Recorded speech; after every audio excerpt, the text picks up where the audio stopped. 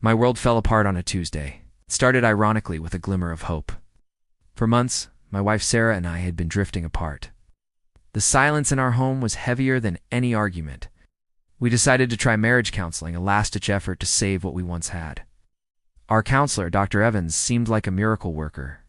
He was empathetic, insightful, and after just a few sessions, Sarah and I were actually talking again. We were laughing, holding hands, and it felt like we were finally finding our way back to each other. I was so grateful to him. I thought he was saving my marriage. Last Tuesday, Sarah was out for what she called a girls' night. I was tidying up her home office, space I rarely entered.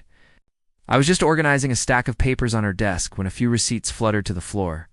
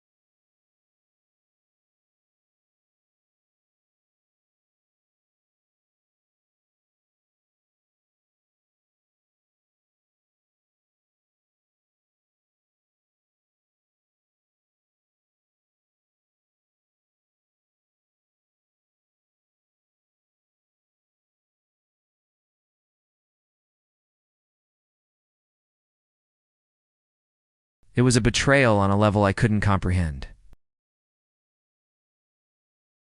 Used our vulnerability, our pain as an opportunity. He listened to my deepest fears about losing her, all while he was actively taking her from me. The whole thing was a lie. Our breakthroughs were just a smokescreen for their affair. I sat there on the floor of her office for what felt like hours, just staring at those pieces of paper. The initial shock turned into a cold, hard rage. Then, an overwhelming wave of sadness washed over me. How could she do this? How could he? He had a professional duty, an ethical obligation to help, not to harm. He broke every rule, and in doing so, he broke me. I waited for her to come home. I didn't yell. I didn't scream. I just placed the receipts on the kitchen table and watched as the color drained from her face.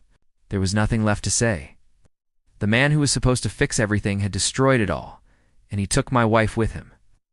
Now, I'm left to pick up the pieces of a life I no longer recognize. This is my story of starting over. Thank you for listening.